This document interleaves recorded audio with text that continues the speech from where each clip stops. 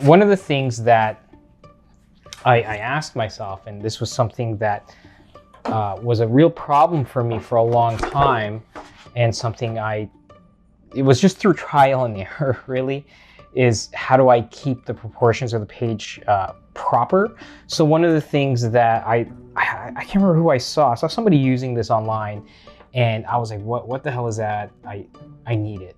So this thing's called a proportional scale. It spins, so the outside and the inside have different measurements, both in inches. So this is how I proportionately shrink or enlarge the page size that I'm working on.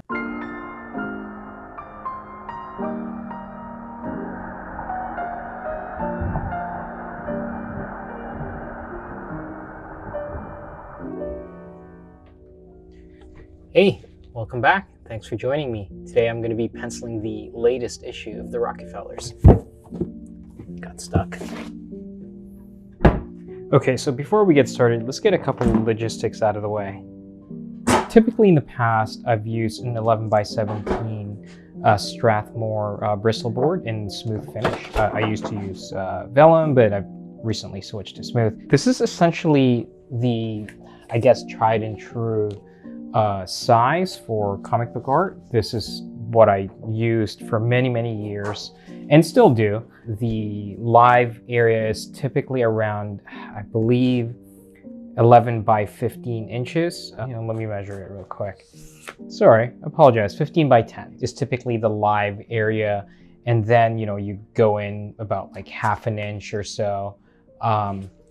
Looks like about an inch inside for the panels, and then this is kind of where the full bleed would go. So every now and then I go well beyond the thing. Now I'll fix it up in Photoshop to make sure that it fits the proportional limits of a comic book page. So yeah, 11x17 is typically what I use and have used in the past and still do for covers and things like that. So what you do with this is that you rotate the measurements that you want.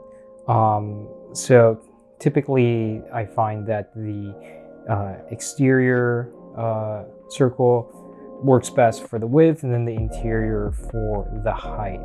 So let's say it's an 11x17 board. So this would be 17 inches right here. 11 inches is over here. So an 11x17 board can be reduced to roughly a 10x15, a 9x14, a 7x11. It even shows you the percentage of scale of how much you've shrunk it by. So you can use this both ways. You can also use it to enlarge something. So then you flip it, right? So now the exterior is the height, and the interior is the width. So an 11x17 board, proportionately, this is what I can get it up to, right? In terms of if I want to scale up the size. So 20x13, it looks like here 25x16.5. These are fairly inexpensive. You can get it on Amazon or probably any art store that you go to. So it's just called a proportional scale. I used to just do my own measurements and scale the image up or down. And more often than not, I'm usually wrong. So I end up doing a lot of like post-production work in the artwork to make sure that it fits in the template. And it's allowed me to change the size of the artboard that I'm doing according to what I need it to be. When deadline hits, I started working, I did this back in the Flash, which is working on a 14x17 inch board, and I would do 2 pages on it at the same time. I found that this was a really quick way to pencil because it feels like I'm viewing this thing as a single page. Sometimes it's just tricks that you tell your mind, right? And then recently, because these things aren't fun to transport, because every now and then I will work on the couch at home. These are way too big. I recently got this 11x14 artboard. Same thing, Bristol with smooth finish. So I would do the pages like this. especially for single pages. This is 11 by 14 with a live image area of 8.5 by 12.5. This is a typical 11 by 17 page, and this is the smaller size. So as you can see, it's roughly, I don't know the proportionality of it, maybe 30% smaller, just enough to get a good grasp of the proportionality of the things that you're drawing. I like to ink with a brush, so every now and then when things get a little too small and finicky, it is a little bit difficult to ink, so I kind of have to use markers. So I mean, my preference is working on a larger board, because then I can be more free with my brush. But then I do notice that my pencils and proportions sort of suffer when I'm working this large, especially since I don't blow up my layouts. I like to work right on the board. When I do the double page spread, this is a 14 by 17 artboard. When I scan it, it doesn't have that crease in the middle. In the first issue, I actually did it mega size. I did like a 22 by 17 page just so that it didn't have that crease. I had to get it like custom cut at the art store. It's way too big to work on. Proportions were super wacky and difficult to maintain. So this is a good size. It's 14 by 17. I found this to be a great way to do the double page spread on. So anyways, this thing is awesome, highly recommended. So I know you can buy pre-lined comic book boards, and you know, obviously that makes life a lot easier without having to do any of these measurements. But I honestly, I've kind of gotten used to it. I feel like it gives me a moment, I guess, of mental planning. Okay, I'm sorry to bore you with all that math, but I promise I'm gonna start drawing. So here are the layouts that you guys saw a couple days ago. That's it right there. It's part 1/2 part of the double page spread. I was thinking this side right here is going to be the one that C is going to be illustrating, and then over here is my portion of the spread.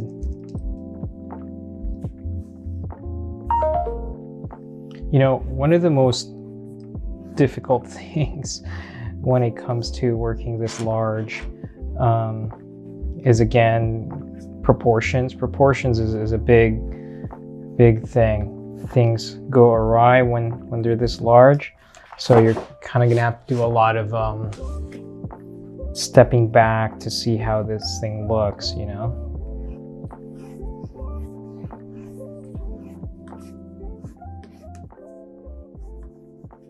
I'm just, with regards to tools, I'm using this, what is this? It's a mechanical pencil. I forget, I know I got it from Above Ground. It's an art store here in Toronto. I forget the brand. I'll make one of those what's in my tool bag videos at some point. So when it comes to pencils, it's really just about, at least for me, I try to capture the sense of fluidity that was initially in the layouts. You know, the layout stage, there's just not something about that stage that's very visceral. You know, it's a much more exciting time, I guess. You know, it's the first time you're trying to put down on paper something that you see in your head, and most of the time they're not technically correct with regards to the illustration, but what they do lack in technicality is energy. And you know, if you've ever asked yourself, hey, how come when I do these layouts they're so energetic, there's a sense of there's a dynamic that begins to disappear once you start drawing it on a larger piece of board. A lot of that has to do with the fact that you're now doing it the second time. You know, it's never as exciting as it is the first time, right? As they say. So when it comes to doing the pencils from the layout, it really is just about minimizing that gap, you know, that gap between your idea to the execution, right? Okay, so that's basically it when it comes to roughing in the page.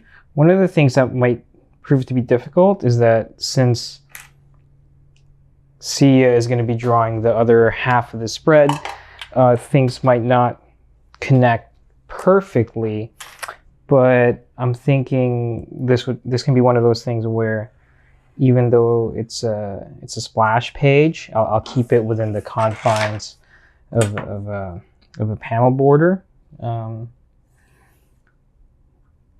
As much as I love breaking the borders, and if you're familiar with my work, I literally used to do that all the time on the Flash. There is something clean and sophisticated, I guess, when it comes to keeping things within panel borders. It just feels more legible, I guess. You know, often I get asked how come a lot of my work doesn't quite look the same since the Flash. There were just some storytelling adjustments that I made since then, you know, and a lot of it has to with adjusting to the project. You know, I don't want to just draw everything the same. You know, when I left the Flash to write and draw Detective, I didn't want it to be like the Flash, you know, even though that is the expectation perhaps from the readers or from the publisher, but I took a different approach. The character of Bruce Wayne in Batman, he's a much more rigid character, you know, he's about rules and laws, and so I wanted the paneling to reflect that. So I used a lot of very rigid panels. Rarely did I do smooth, swooping type of panels. Everything had like a more of an orderly fashion to it. That's the thing about the Flash, is that it, you know, that character really lent itself well to that type of layout and artwork. Even the tools that I used when I was working on the Flash, I was a brush inker. I primarily used brushes in order to maintain that fluidity that would carry over from the layouts and well into the technique as well of the actual art. And when I switched over to Detective, I took a much more blunt approach, I guess. So I actually started using crow quill pens, which is, you know, those are the ones that you see where you dip it in ink and the end of it is sharp. I've stabbed myself on that thing on more than a few occasions. So yeah, that's a different story, different vibe, different approach. Everything obviously is to varying degrees of success. Not everything is going to be successful. I hate to say it, that my time on Detective, while I thought it was going to be this big monumental thing in my career where it's like, I'm getting to write and draw Batman, that's such a big deal. You know, it really wasn't quite the perfect fit for me at that time. Brian Buccellato, who co-wrote it with me, and he also colored it, we did our best. And again, that was something we thought that was going to be best for our careers. And, you know, typically when you go to Batman, that's really a signifier of you moving up in the world, in this case, in the comic book world. And it didn't go as planned for me anyways. But one of the great things about that situation is, you know, I did get to meet Scott Snyder, and who I would later collaborate with on the Justice League and on our creator-owned stuff with Clear, and also Peter Tomasi, who was writing, I believe, Batman and Robin at the time. So we were there in the trenches, man. That's how we became friends, right? That's how we went from acquaintances to co-workers to now good friends and now collaborators. So there we go. These are the rough pencils for one of the pages for the Rocketfellers.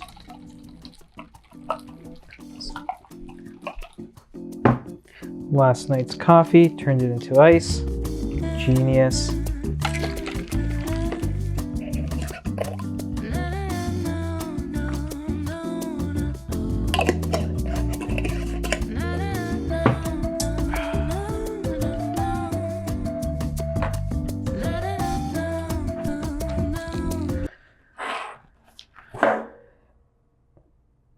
So ironically, I gotta erase a little bit of this, actually most of it, because I didn't draw through, so some of the proportions are a little bit off, even though her face is covered by all this stuff. I still need to do, I should still do an underdrawing. It's a mistake I make all the time, even after all these years. Yeah, it happens. Everybody skips steps thinking that, you know, they don't need to do it, but certain steps shouldn't be skipped.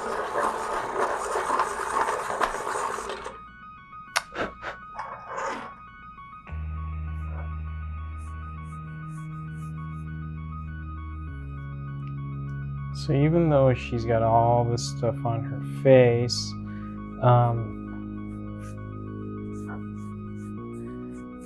I do still need to remember to draw through so that the proportions of the face is accurate. So even though we're not going to see her eyes, I should still draw it, but again, amateur move. Amateur move from my part, but that's how it goes. I feel like every day I do this job, I oscillate between thinking that I know what I'm doing to what the hell am I doing, you know? So in case you're wondering, right now I switched to a Blackwing Pearl pencil. It's just a lot softer than the 0.7 millimeter lead holder mechanical pencil I've been using. That's great for detailed work. Never have to sharpen, which is awesome. But you do lose a bit of fluidity to it. So in the mechanical pencil, I'm using a 2B on this Pearl. I'm not really sure what it is. It feels rather soft. If I were to guess, it's probably somewhere between like a 3B or a 4B. Checking to see if the proportions of this seems right. Again, it's going to be covered anyways, but you want to make sure that you're still drawing through. Okay, that looks about right. So now that I've done that, I'm gonna basically erase it again, and not quite erase it, but lightly erase. If you don't have one of these, you should grab one. It's a kneaded eraser. It erases just enough to bring clarity to the work, but not too much that you lose what's inside, you know?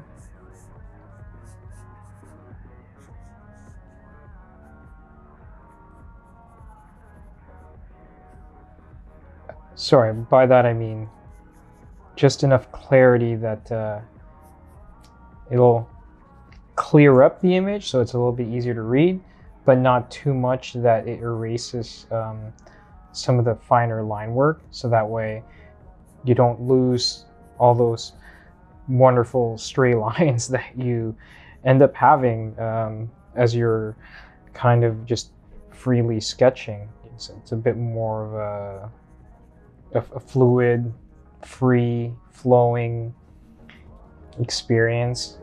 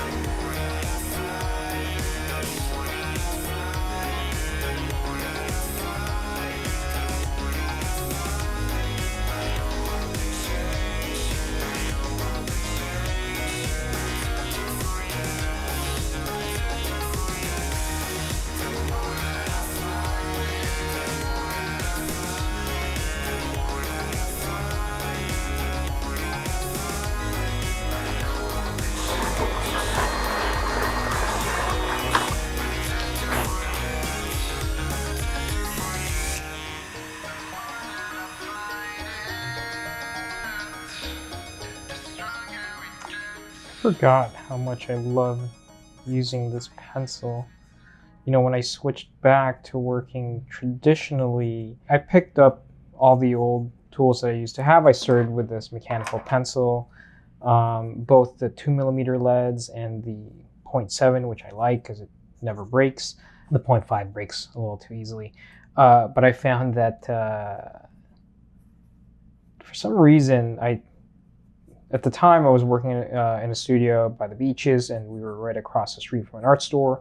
I started going in almost every other day, kind of just randomly picking up different art tools, and these fancy pencils kind of caught my eye. First, I actually started just using the normal Stadler pencils, which, you know, kind of something like this. But then when I started using these, it's so buttery smooth that it made the drawing experience feel really nice. You know, it feels like driving on a freshly paved road and no one else is in any of the other lanes.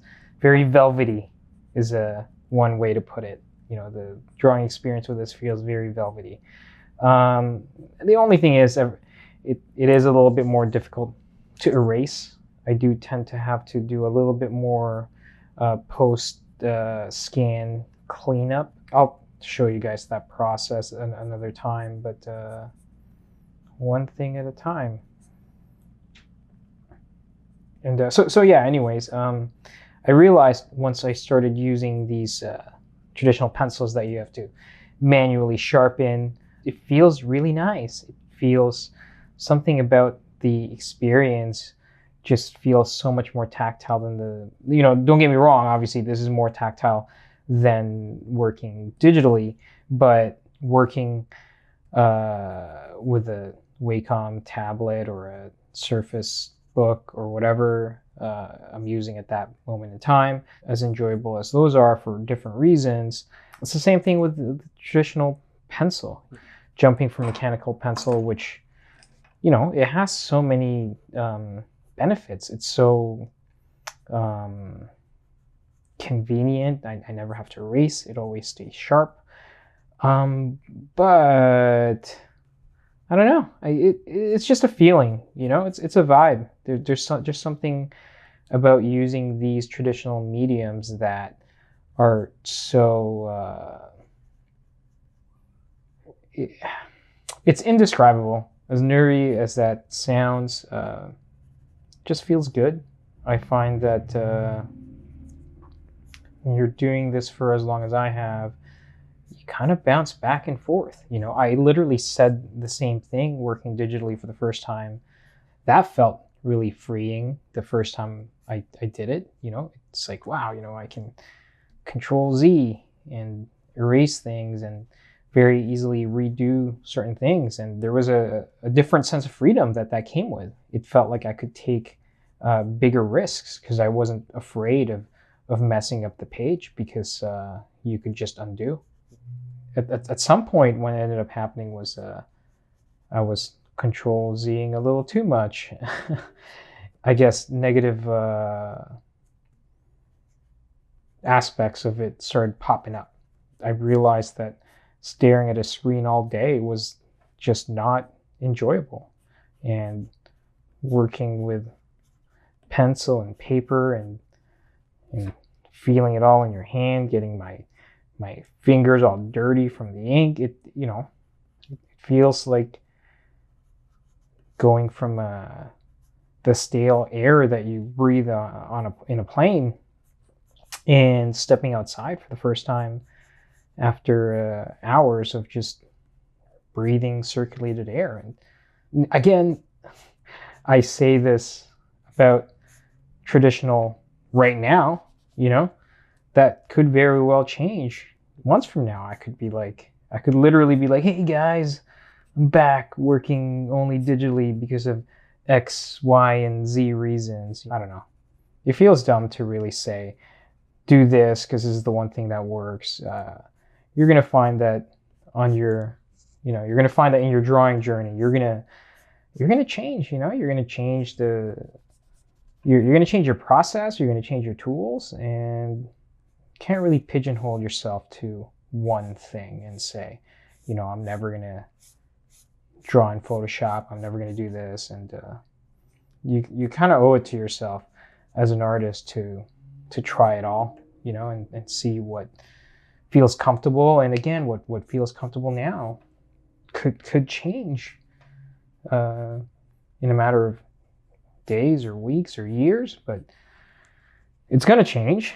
And you know, I can't help but think that if it doesn't, you're not really growing or experimenting. And I've gone through instances of being completely stagnant as an artist, you know, and I feel like those moments are frustrating. You don't know what's happening until you're in it, and it's not a fun place to be, especially when you're doing this as a job and you're trying to maintain focus, you're trying to maintain excitement. A lot of times that can be remedied by changing your tools, changing your process.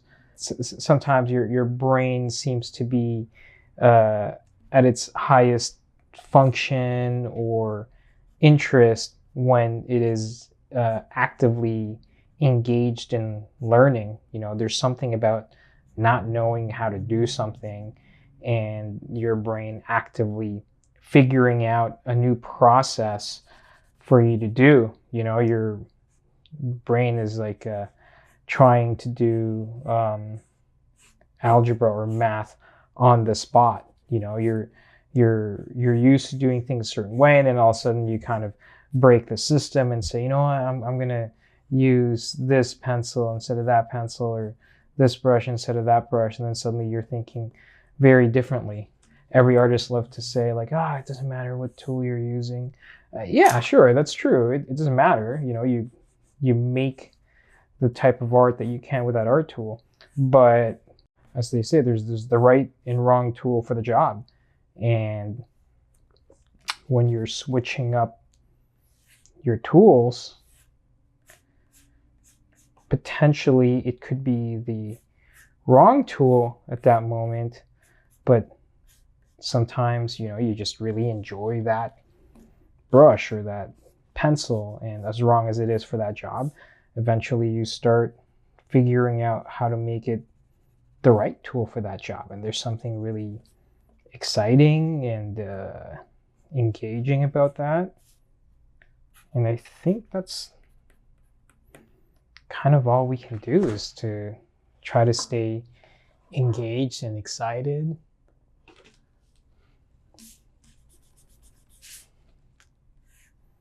I think her head starts here.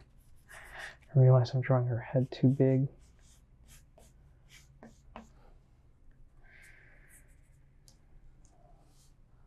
Okay, I think that's done. So I'm not quite feeling confident enough or ready to ink, so I'm gonna rough in another page. So I just feel like you know, I'm developing a rhythm for penciling, so I'm gonna stick to that. You know, I find that most of the time I try to ride the wave, you know? Like if I'm feeling like I got a good thing going with penciling, I'll stick to that.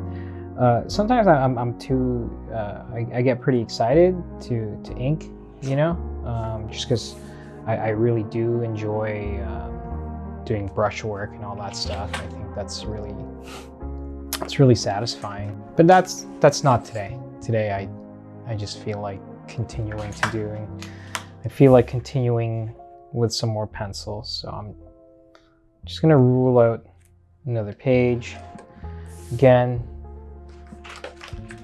drawing the borders and stuff. So now that I've finished all the calculations using this thing, seriously, get one of these.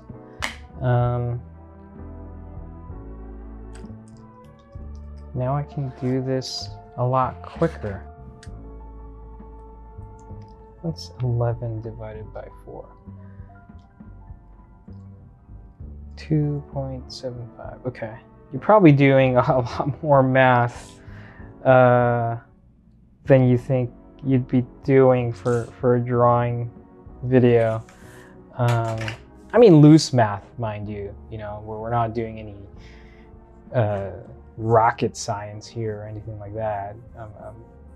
Sometimes you need math. You need math for some of these regular things. I needed math to figure out how to split this page into 4 panels equally, because trying to do that classic Brian Hitch widescreen thing. He's just so good at that.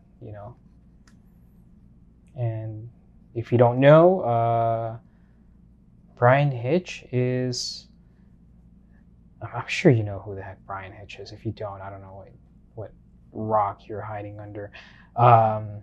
He's an incredible artist, incredible storyteller, not to mention also one of the co-founders and I guess partners in our new company, Ghost Machine, who is it's the imprint that we're publishing all of our creator-owned books under, which is Ghost Machine, which is an imprint of Image Comics. And he's working on Red Coat with Jeff Johns. Highly recommended. Please check it out if you haven't.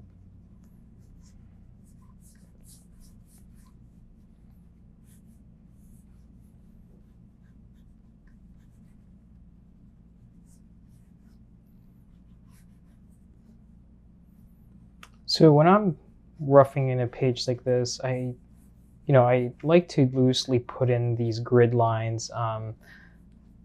They're basically my perspective lines. It just gives me a better idea of how to compose the perspective on the image. It's not precise. It's far from it, actually. But I find that working this way is it's very fluid for me. Maybe I'll take out the rulers later on once I'm detailing it out. But at this stage, I'm trying to maintain a sense of energy, and I feel like rulers tend to slow me down. So here's the layouts, by the way, if you're wondering. When I'm working without the rulers, it just feels more fluid, more natural. At this stage, I through the layouts, that's really the thinking part. That's the part that I find requires a different type of mental state. And now that I'm penciling, the thing that I value the most is a sense of fluidity. I'm trying to do it in a way where I don't feel impeded by my own process. In the past, I've blown this up. I've blown up the layout and just lightboxed it. But I find it it's not an enjoyable experience. I find it to be I just feel like I'm tracing, and I feel confined to what I'm tracing. I mean, some artists, they can do that really well, maintain energy in their work and not lose anything, even though they're lightboxing their layout that they've enlarged. But not me. I have a really difficult time figuring out how to keep the energy on something that I've enlarged and then I'm lightboxing. So what I prefer to do is just look at the layouts like this and then redraw it again. It's a bit more free. It's a bit more free.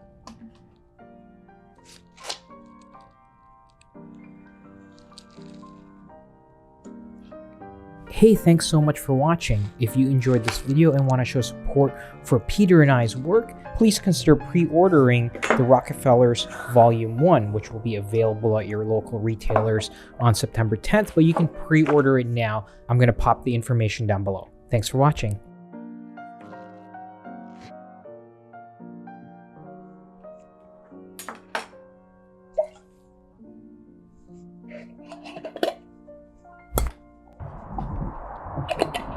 Oh, that hit my teeth.